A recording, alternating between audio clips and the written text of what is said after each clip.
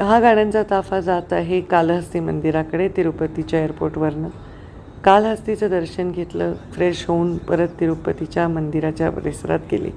तिथं वराहदेवतेचं दर्शन घेतलं.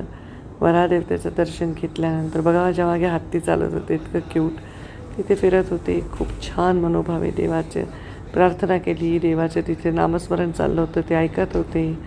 सगळे लोक तिथे जमले होते आणि माझी वाट पाहत होते.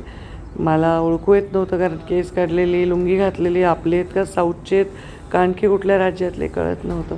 बघा लेकरू तो माझ्याकडे छेप टाकून आलं. सगळे लोक पंकजाताई करून माझ्याशी फोटो काढत होते.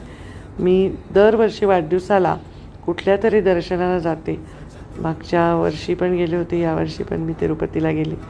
माझी आई आणि मी म्हणजे आणि माझा मुलगा, ज्यांना मी जन्म दिला तो माझा मुलगा आणि ज्याने मला जन्म दिला ती माझी आई, असं आम्ही गेलो होतो. वस्त्रम दर्शन केलं, खूप छान वाटलं.